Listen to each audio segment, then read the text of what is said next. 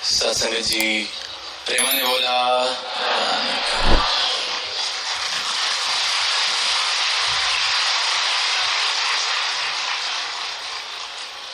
आज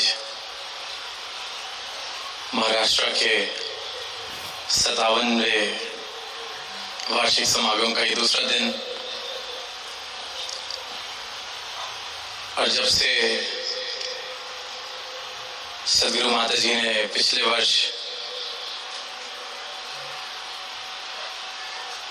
ये इशारा दिया कि अगला महाराष्ट्र का समागम नागपुर की धरती पर होगा, तब से ही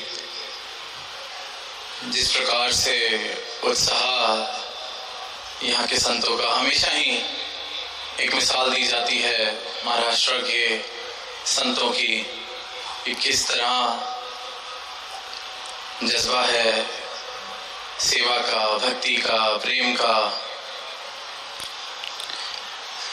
तो बखूबी यहाँ भी नागपुर में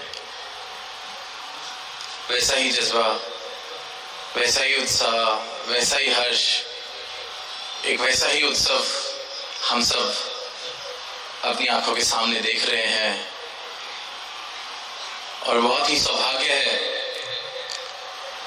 कि इसका भाग बनने का अवसर हम सबको मिला। संतों ने अपनी वाणी से,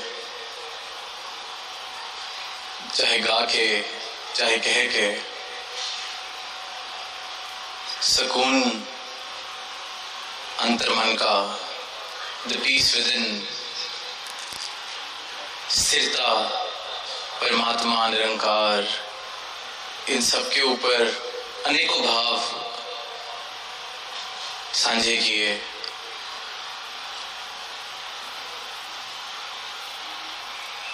और हर भाव जो साझा किया जा रहा है या किया जाता है इस मन से, किसी के भी द्वारा, बड़े बुजुर्ग, नौजवान, बाल संत, किसी के भी द्वारा कोई भी भाव अगर यहाँ रखा जाता है तो उसके पीछे सिर्फ और सिर्फ जो नियत है वो यही होती है कि ये जो राम रतन धन मेरे जीवन में आया, मैं संसार में आवाज दे सकूं कि आप सब भी इसी राम रतन धन को प्राप्त कर सकते हैं। यही नियत होती है कि मैं बता सकूं कि मेरे जीवन में जो करामात मेरे सतगुरु ने की है वो आप सबके जीवन में भी हो सकती है। कि मेरा सतगुरु किसी एक दो के लिए नहीं, पर इस पूरे संसार के लिए आया है। मैं ये आवाज दे सकूं और अपने जीवन से, अपनी इस बात से, अपने अनुभव से हर एक महापुरुष खुद को एक प्रमाण की तरह, एक सबूत की तरह दर्शाते हैं कि किसी और की बात नहीं, किसी और धर्म ग्रंथ की बात नहीं, किसी और के जिए हुए की बात नहीं, अपनी आप कही, अपनी आप बीती, घट घट में इस राम के संग रह के जो मैं जीवन जी रहा हूं, उसी की कहानी आपको बता रहा हूं। और फिर जब वो अपनी वाणी में किसी संत की वाणी का सहारा लेते हैं, किसी वेद ग्रंथ का सहारा लेते हैं, तो वो यही बता रहे हैं कि जो उसमें लिखा है बखूबी मैं भी जी के कह रहा हूं, कि मैं मिला के देख चुका हूं।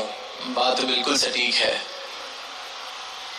उन्होंने भी जी के कहा और आज मैं भी जी के कह पा रहा हूं कि ये सत्य जीवन में आया है। और ये सत्य जीवन में आया है, ये परमात्मा जीवन में आया है, तो जीवन में मुझे प्रेम क्या है, सुकून क्या है, इसका कुछ बोध होना शुरू हुआ है। सदगुरु माता जी ने कल अपने प्रवचनों में रिपब्लिक डे के अवसर पर कॉन्स्टिट्यूशन की बात करते हुए कहा कि देश का तो संविधान आज के दिन लागू हुआ, इसको रिपब्लिक डे की तरह सेलिब्रेट किया जाता है। पर अगर एक मानवता का संविधान भी बनाया जाए और हर एक मानव, हर एक इंसान उस मानवता के संविधान को अपने जीवन का आधार बना ले। Sadhguru Mataji mentioned in her discourse yesterday that we are observing Republic Day today. We are observing the day when the Constitution of India came into being, was adopted.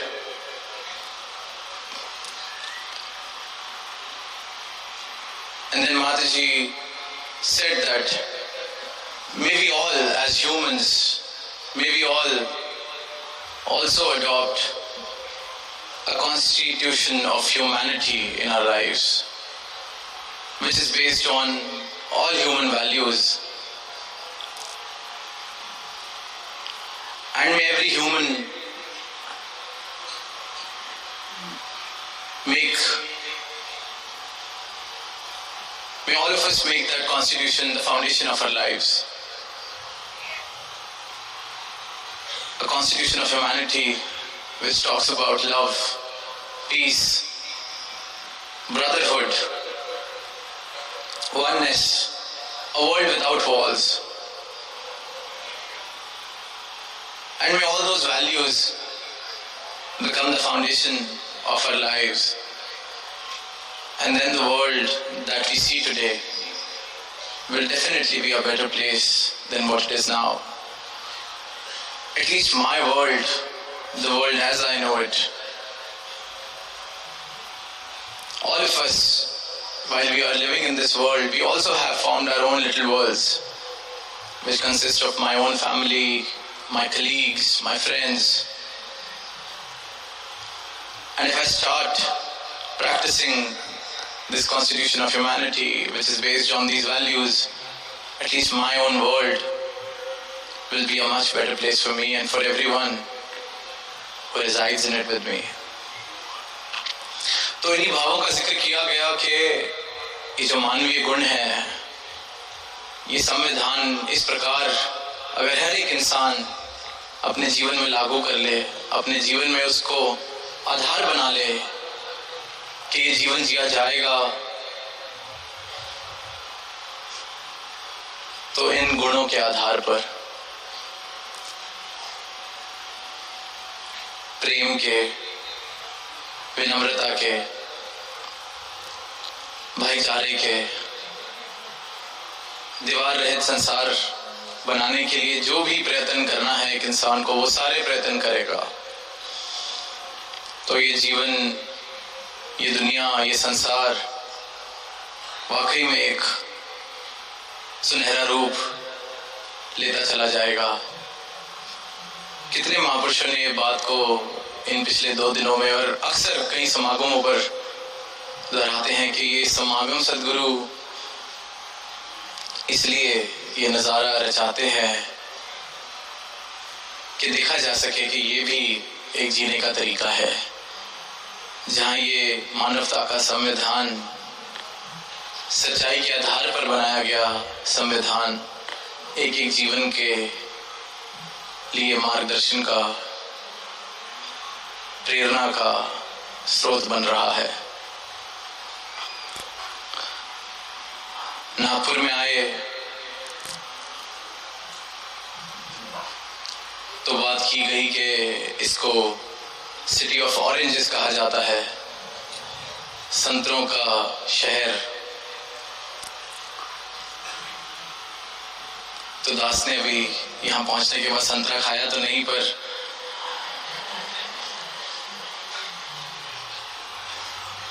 अभी हाल ही में सिक्किम में दास संतरा खा रहा था।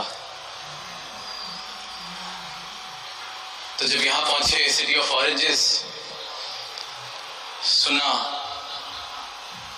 तो भाव यही गया कि संतरे को जब हम देखते हैं तो जो उसका छिलका है हम उसको हटाते हैं, फिर एक एक करके उस संतरे की फाड़ी को खाया जाता है, उसका रस, उसका हम आनंद लेते हैं और फिर उस छिलके को फेंक दिया जाता है और कुछ नहीं रह जाता। तो भाव यही जा रहा था कि इसी प्रकार हमारा शरीर, जो ये स्थूल एक अस्तित्व हमने अपना समझा हुआ है, ये उस छिलके के समान है। जब ये ब्रह्म ज्ञान जीवन में आता है तो पता चलता है कि ये स्थूल शरीर मैं नहीं हूं, I am not this body. और इस बात से हम राब्ता भी कर लेते हैं, मान भी जाते हैं कि हाँ, ये शरीर ने तो जाना है तो वाकई ये शरीर मैं नहीं। तो ये पहला छिलका उस संतरे का उतरता है, फिर वो जितनी फाड़ियां हैं अंदर, वो सारे मेरे मन के जितने भ्रम हैं, अहंकार का कारण, भ्रम का कारण, दूरी का कारण, वैर का कारण, ईर्ष्या का कारण जो बनते हैं, फिर सदगुरु अपनी कृपा से एक एक करके उनको भी हटाता चला जाता है। और फिर जब सब कुछ हट जाता है, जब सारे संतरों की फाड़ियां खाली जाती हैं, तो जो बचता है वही सुकून है और वही इन्होंने हमें हमारे जीवन में दिया है।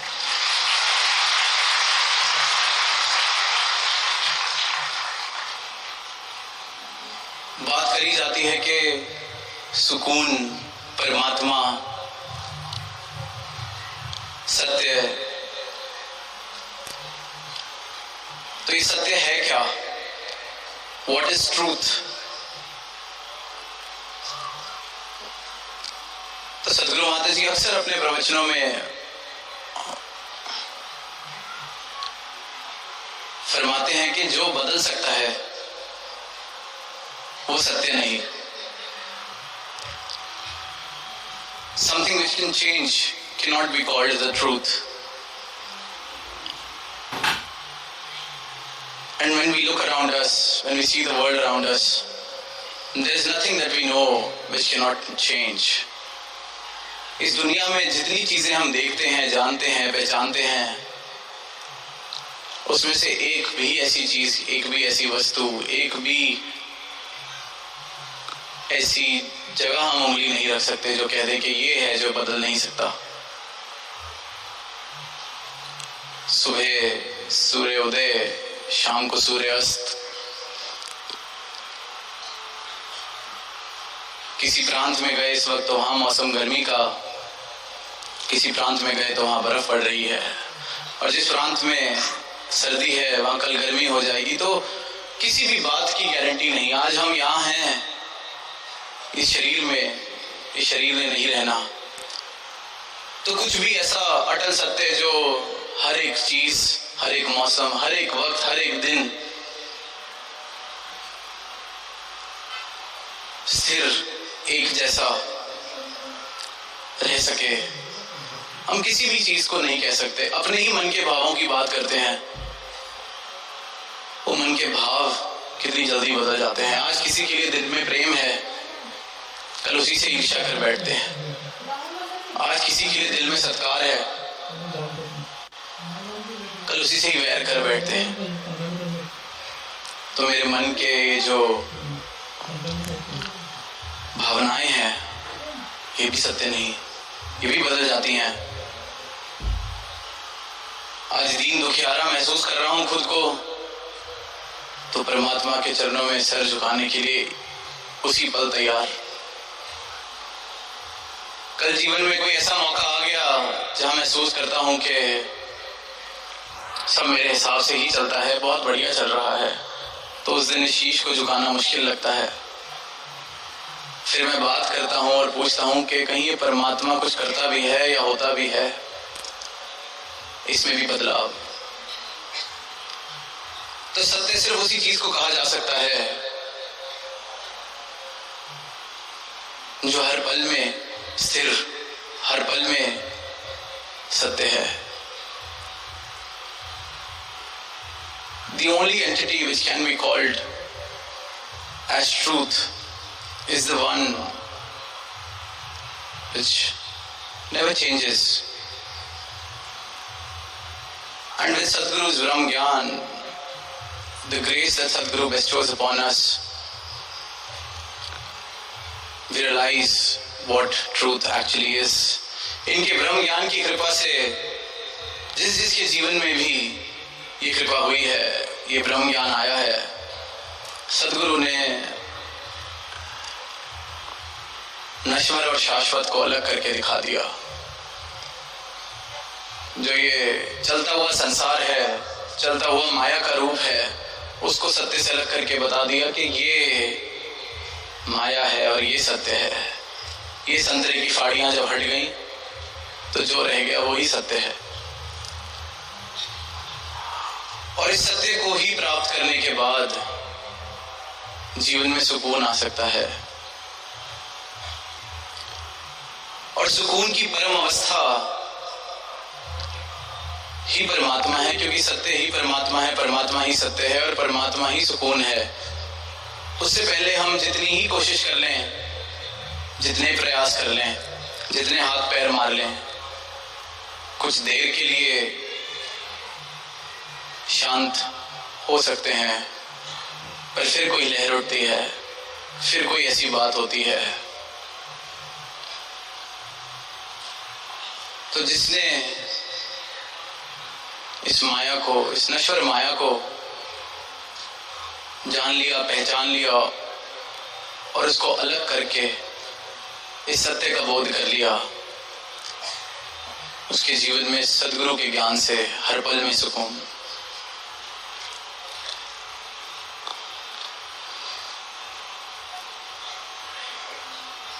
सदगुरु माता जी ने कल कहा कि एकत्व इस परमात्मा के साथ बन जाए तो जीवन में सुकून का अनुभव किया जा सकता है, जीवन में शुक्राने वाले भाव आ जाते हैं। हम कितनी बार उन पंक्तियों को सुनते भी हैं, दोहराते भी हैं कि एक अल्लाह जाना, एक अल्लाह माना, एक को जानो, एक को मानो, एक हो जाओ।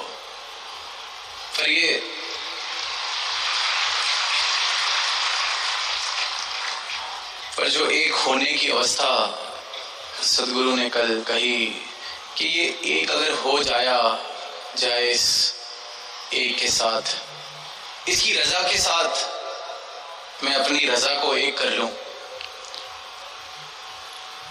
तो जीवन में सुकून शामिल होना शुरू हो जाता है। इसकी रजा में और मेरी रजा में भेद ना रहे, फर्क ना रहे, संघर्ष मेरे जीवन से इस प्रकार से खत्म हो जाए कि मैं इसकी रजा में बहने को तैयार हूं, तो सुकून जीवन में शामिल हो जाता है। कल जो वो पेड़ की टहनी का उदाहरण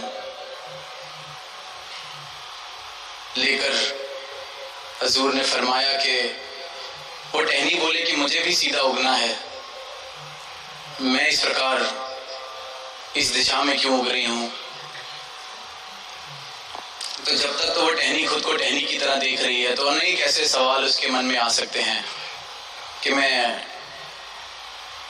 इस दिशा में क्यों उग रही हूं, मैं नीचे की तरफ क्यों झुक रही हूं, मुझ पर पत्ते और मेरी साथ वाली टहनी पर फूल, मुझ पर पत्ते और मेरी साथ वाली टहनी पर फल।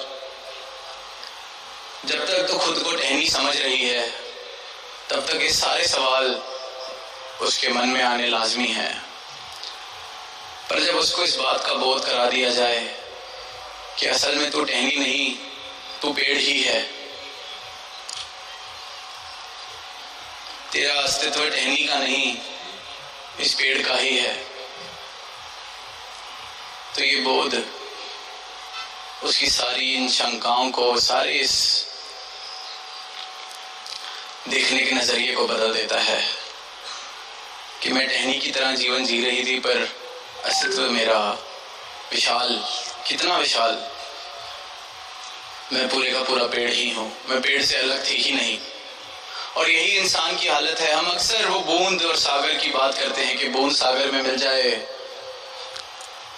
तो सागर हो जाए, पर हम सुनते हैं, कहते हैं, फिर सुनते हैं, फिर कहते हैं, पर अक्सर इस बात से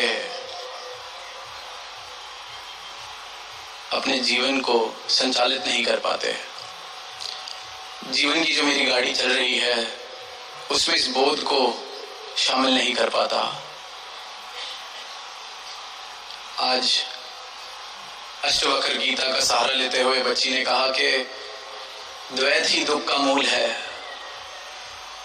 वही बात के एकत्र जीवन में नहीं आया।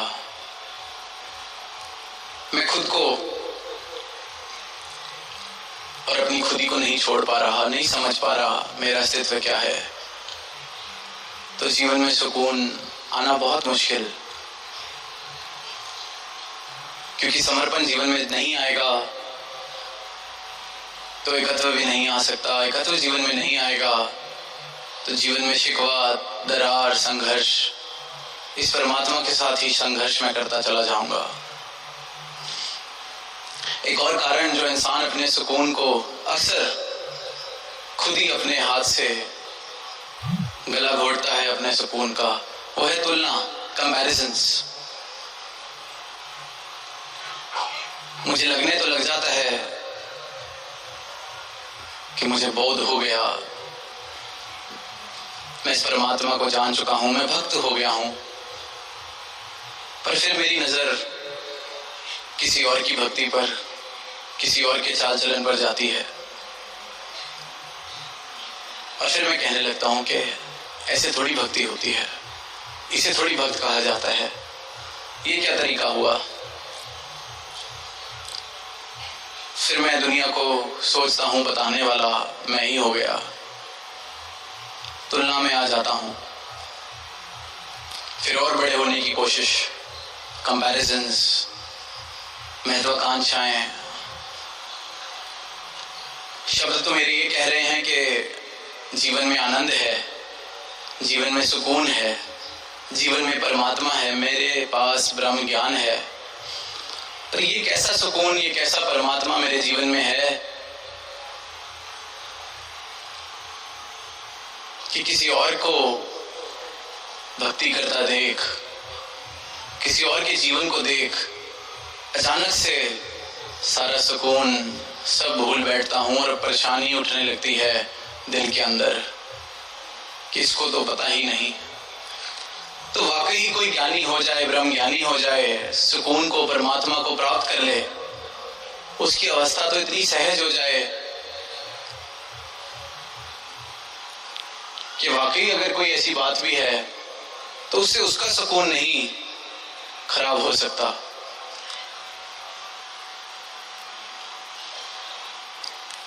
ऐसे ही राजा जनक के जीवन के बारे में जब पढ़ते हैं तो एक कहानी आती है कि एक बहुत विद्वान, बहुत ज्ञानी किसी दूसरे राज्य में रहते थे। जब उनको पता चला कि राजा जनक की बात उन तक पहुंची कि कोई भक्त है, कोई इस तत्व का ज्ञानी है, पर वैसे वो राजा है, राजा जनक, बहुत ही स्तुति उनकी की जाती, उनके स्वभाव को देख के, उनके समर्पण को देख के अपने गुरु की तरफ। तो जब ये खबर उस विद्वान ज्ञानी व्यक्ति के पास पहुंचती है तो वो सीधा ही ये कहता है कि एक राजा कैसे भक्त हो सकता है। सारा समय, पूरा का पूरा दिन माया में, अपने राज्य में,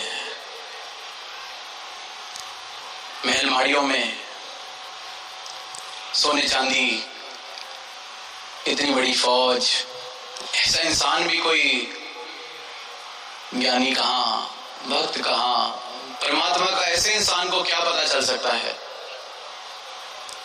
ये तो हम जैसे फकीरों को ही पता चल सकता है जो सादा जीवन जी रहे हैं। देखो कितने साधारण मैं कपड़े पहनता हूँ, कितना साधारण मेरा जीवन है। मैं मिलना चाहूंगा, उसको बताना चाहूंगा कि तेरे को गलतफहमी हो गई है राजा जनक,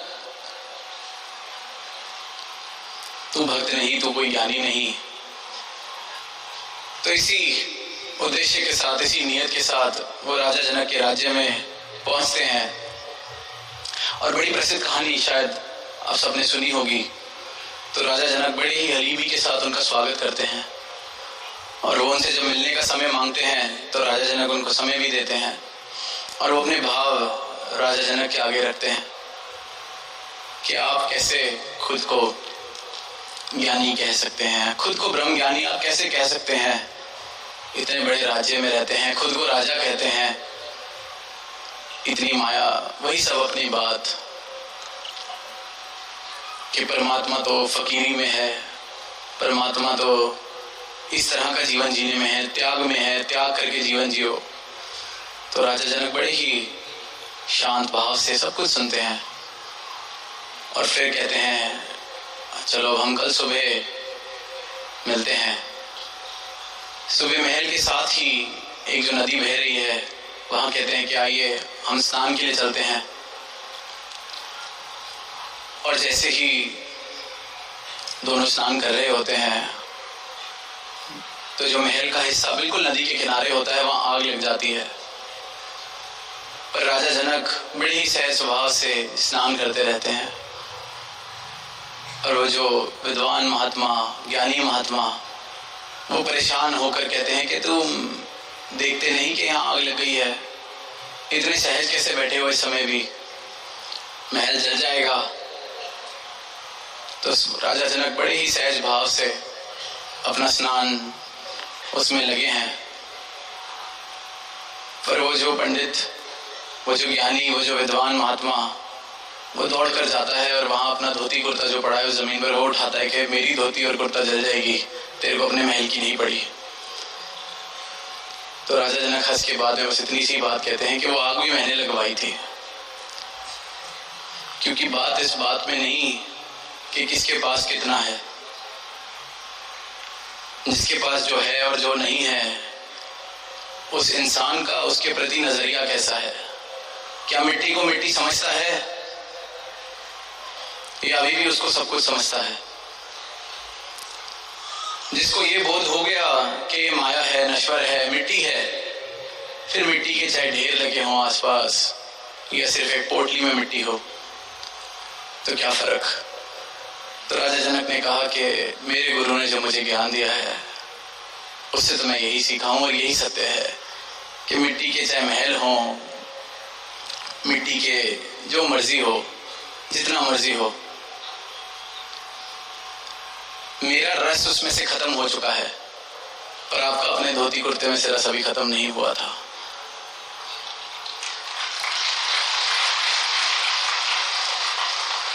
आपका मेरे महल माड़ी में मुझसे ज्यादा रस है, क्योंकि अब इतनी दूर से मेरे महल को देखते हुए यहां तक पहुंच गए मुझे बताने के लिए। तो ये जो तुलना है कि भक्ति कैसे करी जा सकती है, क्या होता है, भक्ति करने का एकमात्र तरीका देश काल के समय मुताबिक सदगुरु जी ने चलाना है।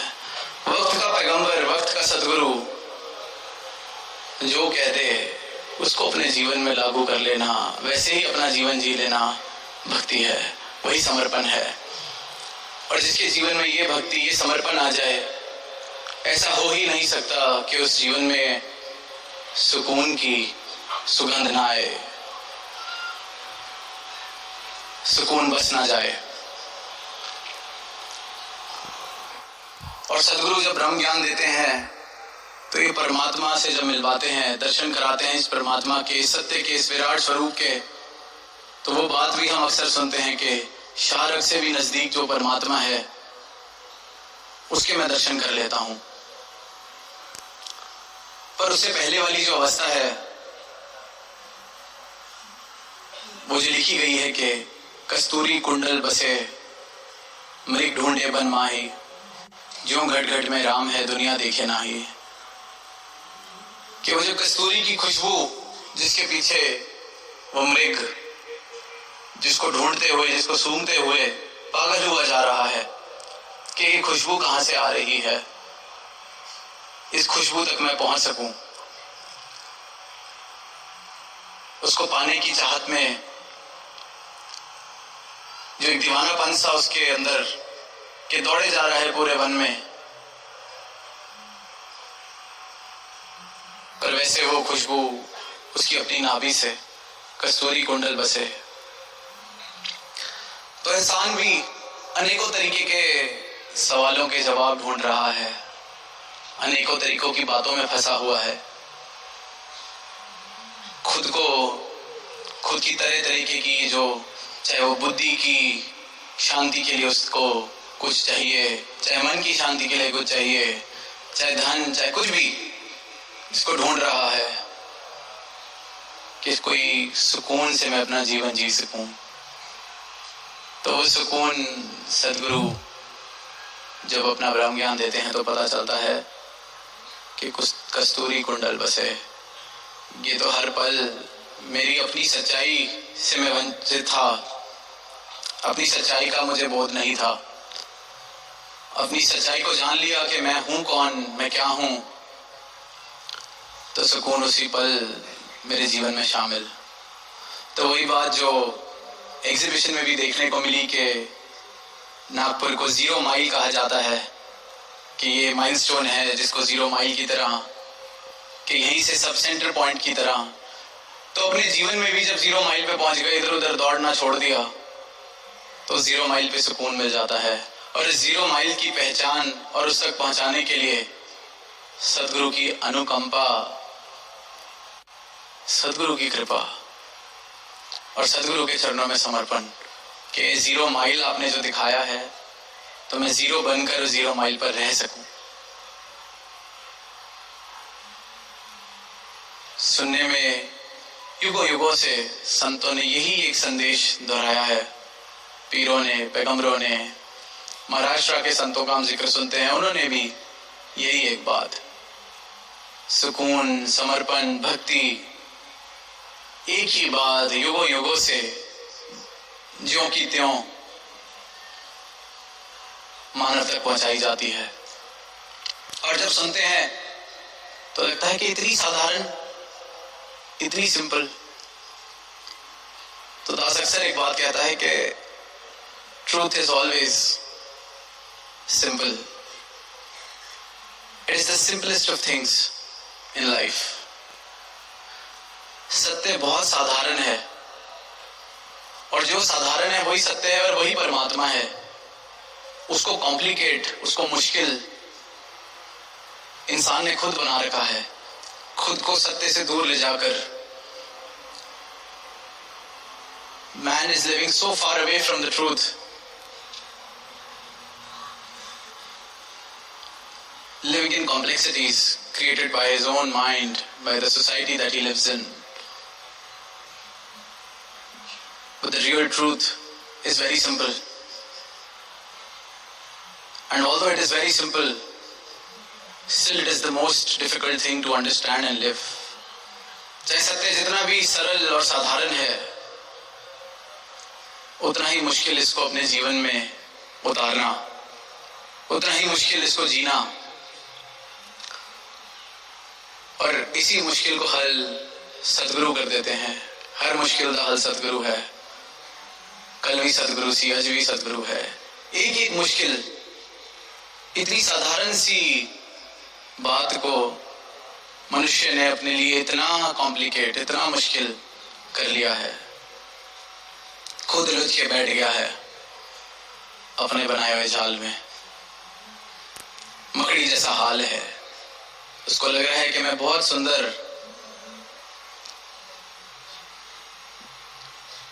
माया अपने इर्द गिर्द इकट्ठी कर रहा हूं। जिस प्रकार मकड़ी बड़े सुंदर तरीके के वो जाल बनाती है, उसको नजदीक से देखो तो लगता है किसी कारीगर का काम है। इतनी इंट्रिकेट, इतनी कुशलता से उस जाल को बनाया जाता है, फिर उसमें ही फंस जाती है। और यही काम जो हमें लगता है कि कमाल करे जा रहा हूं मैं, इतना सुंदर अपने आसपास संसार खड़ा कर दिया है, कमाल। और इस सुंदर संसार में ही फंस के रह जाता हूं। और अंत समय जब समझ आता है कि तो झूठ में ही फंस के रह गए, मूर्खता भरा जीवन जीते रह गए। सत्य तो इंतजार कर रहा था कि मैं अपनी आंखें खोलूं उसकी तरफ। कल फरमाया सच्चे बादशाह ने कि जब जागो तभी सवेरा। इस बात को हम सुनते हैं फिल्मों में, बातों में, किताबों में। किसी भी काम के लिए कुछ भी करना हो तो जब इंसान जाग जाए तभी सवेरा। और फिर कहा कि ये परमात्मा का सवेरा तो हर पल चढ़ा हुआ है। किसी चीज की देरी है या इंतजार है तो अपनी आंख खोलने की। तो ये परमात्मा का सूर्य उदय जो कभी अस्त नहीं होता, हमेशा चढ़ा हुआ है। बस रास्ते से धुंध को हमें हटाना है, और वो धुंध अपना ये जो माया रूपी चश्मा है उसको उतार के, ये जो आंख मैंने बंद की हुई है इस सत्य के सूर्य की तरफ, उसको बंद करके, उसको खोल के इसको प्राप्त किया जा सकता है। तो अंत में दास यही अरदास करेगा कि जो सदगुरु का ब्रह्म ज्ञान बहुत ही सहज में हम सबके जीवन में, हम सबकी झोली में आया है, ये हम सबके जीवन में भी उतने सहज में आ सके। और ये जो सुंदर रूप, भव्य नजारा महाराष्ट्र के समागम का नागपुर में बना है, तो सभी संतों को, सभी महात्माओं को इसकी बहुत